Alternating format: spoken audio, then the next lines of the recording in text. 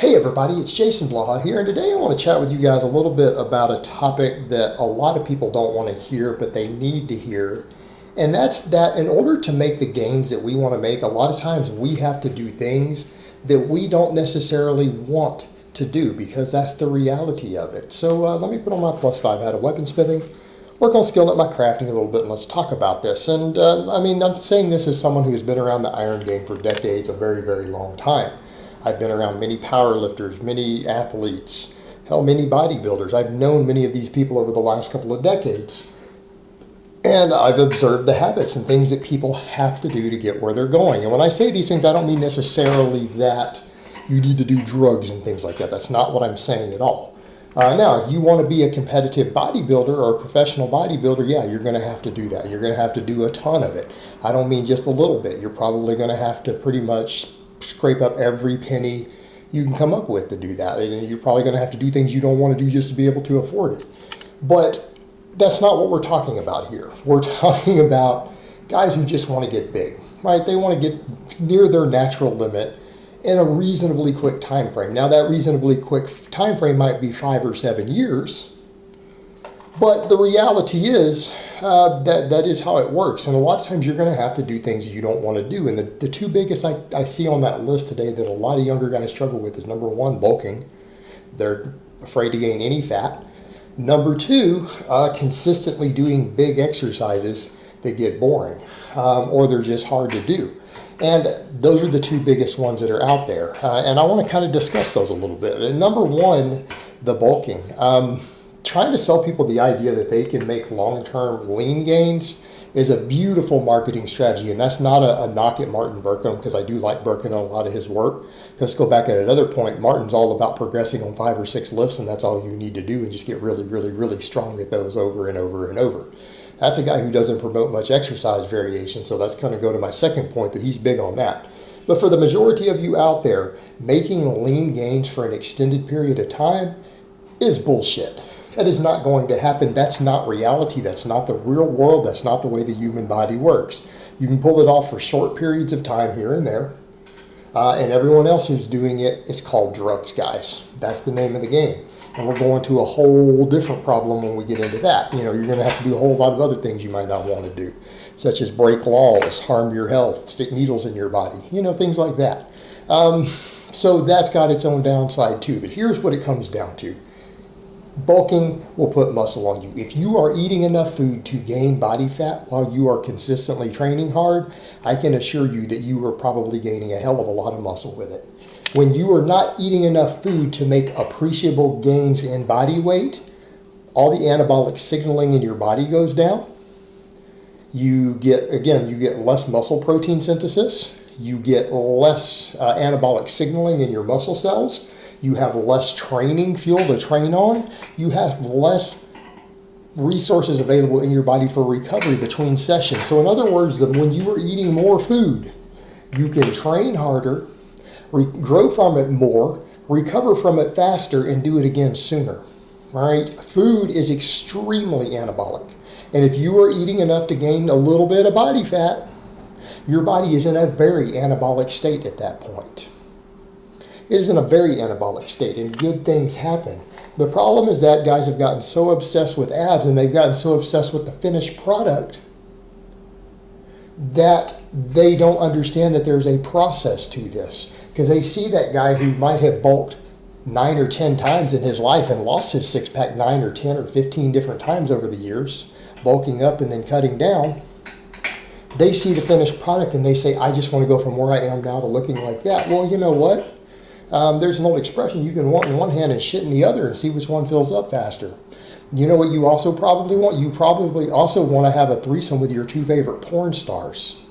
You would also probably really like to just have $10 million magically deposited in your bank account right now. Guess which one of those things is most likely to happen? You're probably more likely to have a 3-way with your 2 favorite porn stars than you are to just magically get those results from A to B that guy got without drugs, right? And even then, with drugs, statistically, you're probably not going to do it. He might just be very genetically gifted. You don't get those same results. So that being said, that's not reality.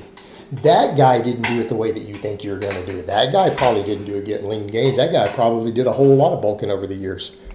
That guy probably did some 20 and 30 pound bulks here and there, probably several of them, to get where he is.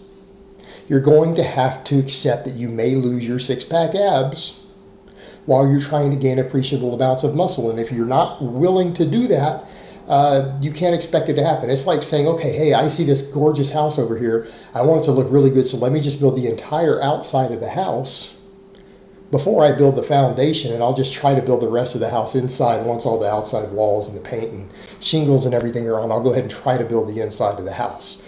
That's basically what you're trying to do. You want the finished product on the outside to look a certain way without realizing there is a growth process here. And that is just not reality. You're going to reach that process 5 times faster if you just go ahead and bulk. In other words, going ahead and bulking up, gaining some fat with your muscle for a period of time and then cutting down will probably still be half the time, maybe a third of the time, maybe even less of what it would take you to reach that same finished product while trying to stay lean. And in some cases, you're going to find that you're just going to spin your wheels and not gain anything. You might spend 6 months or 9 months not gaining a single pound of muscle while trying to stay lean. Welcome to reality. Your body is going to hit situations where that happens. If you're not willing to gain weight, you're not going to gain any muscle. This is a simple reality of the human body. Once you're no longer a novice, you have to accept it. You have to work with it. You're going to have to do things you don't want to do. And in some cases, that might mean gaining 5 or 10 pounds of body fat. That's reality. Now, on to the exercises. That's where we see all this all the time. And this ADHD that everyone has. Oh, they have to be entertained when they're in the gym. They have to go and they have to try something new. They have to do something different. Oh, I've got to shock the body. That's where that whole bodybuilding muscle confusion myth is really, really marketable. You can sell that bullshit to dumbass kids, can't you? Because they don't want to do the same exercises 3 workouts a week for a year straight. They don't want to do that. They mean I got to squat over and over and over. You mean I got to do bench rows? I got to do heavy barbell rows. I have to do pull-ups. I have to do weighted pull-ups over and over and over. Yeah, that's the stuff you have to do if you actually want to gain muscle. You honestly think you're going to get jacked just sitting around doing cable curls and changing exercises every time you go to the gym? Oh, today I'm going to do cable rows for my back. Next time I'll do cable pull-downs. Then I'll do the hammer strength. Yeah, then you wonder why you don't have a back. Whereas in the guy who does deadlifts and pull-ups every time he trains his back and gets stronger and stronger on those basic exercises, that's why his back is twice the size of yours. Because he's willing to come in and do those big, difficult exercises consistently over and over and over and over and over until he gets really good at them. Because guess what? When you get through the learning curve for an exercise, because you have neural adaptations and you have structural adaptations. Every time you first do a new exercise, almost all your gains from it are neuromuscular. Right? Your body adapts to it. It will make neuromuscular gains and learn the movement pattern a little bit, and you'll get a little stronger, and it won't gain any muscle from it most of the time, without drugs at least. But after you started tapped those out, you've done a couple of workouts in a row, a few weeks in a row, you've really hit an exercise. It can no longer do that. It starts building muscle to accommodate the workload that you're subjecting it to. Well, if you're changing exercises and they're detraining all the time, you're not getting that same effect. But if you come in and you work on the same basic exercises over and over and over consistently, especially big movements, you gain muscle from them.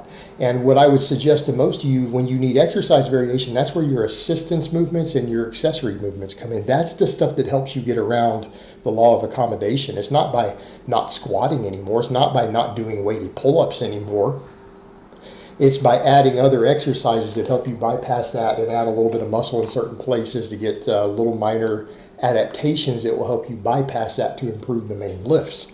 But you have to get good at all of the basic exercises that are putting muscle where you want them, and you have to be consistent. You can't just rotate through exercises all the time. Yes, it can be boring. Let's say you've chosen the incline barbell bench. That's not even one I normally recommend, but it's a good lift. Let's say you've chosen the incline barbell bench. If you're going to use that as a primary chest builder and a primary front delt builder, guess what? You're going to need to do it over and over and over. You can't just come in and swap, oh, I'm tired of doing that lift, let me do something else. Well, that's getting hard. That lift really, it's hard. It was fun at first. That lift is really hard. Oh man, it's like I feel that stretch and burn in my chest. It gets heavy. I don't want to do that lift anymore. Can I just do some cable flies? All right, that's why you're sucking and you're not gaining muscle. That's why you're still tiny and weak. And I don't care that you see some pro bodybuilder do that. He's on shitloads of drugs. You're not. He's a genetic freak using $5,000 worth of drugs every month.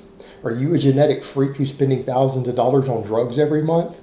Okay, if you are, then you can do what he does. But in the meantime, you're probably going to have to do what average Joe does who's not on drugs who gains muscle, which means you're going to have to consistently train the big exercises and get better at them. And even if an exercise gets boring, if you know it's the best lift for you to be doing, you're going to need to keep doing it. Doesn't mean you can't add some stuff in it. Doesn't mean you can't have some variety, but this muscle confusion thing doesn't work.